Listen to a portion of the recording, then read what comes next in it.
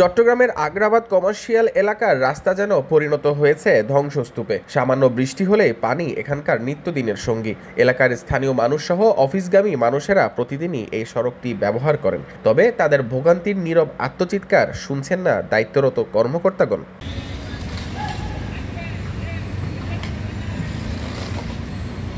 Agrabad commercial এলাকায় বিভিন্ন প্রতিষ্ঠানের প্রধান শাখা সহ আন্তর্জাতিক অনেক প্রতিষ্ঠানের অফিস রয়েছে এই জায়গায়।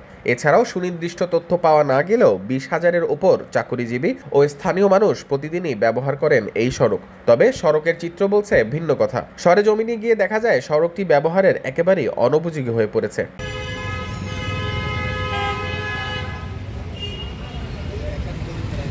সড়কটিতে প্রতিদিনই জোয়ারের পানি জমে থাকে, নেই কোনো পরিকল্পিত পানি নিষ্কাশন ব্যবস্থা। এলাকার মানুষের অসচেতনতা ও অবৈধভাবে সড়ক দখল করা যেন মরার উপর খাড়ার ঘা হয়ে দাঁড়িয়েছে এই সড়কের। তবে সিটি কর্পোরেশন কর্তৃক সড়ক সাময়িক মেরামতের জন্য ব্যবস্থা গ্রহণ করা হলেও সেই মেরামতের কাজের গতি যেন বাড়াতে পারছে না কর্তৃপক্ষ। তবে বিভিন্ন প্রতিষ্ঠানের প্রধান শাখা ও আন্তর্জাতিক বিভিন্ন প্রতিষ্ঠানের শাখা এই আগ্রাবাদে, তাই এই সড়ক সব দিক থেকেই অতি গুরুত্বপূর্ণ। রাস্তার বেহাল দশার পরেই সন্ধ্যা হলেই যেন দুর্ভোগ নেমে আসে এই এলাকায়। যত্রতত্র গাড়ি, রিক্সা, সিএনজি পার্কিং ও হকারদের সড়ক দখল করে ব্যবসা যেন দীর্ঘশ্বাসে রূপ নিয়েছে সাধারণ মানুষের মতে জনভোগান্তির রূপ কতটা ভয়ঙ্কর হলে টনক নড়বে কর্তৃপক্ষের।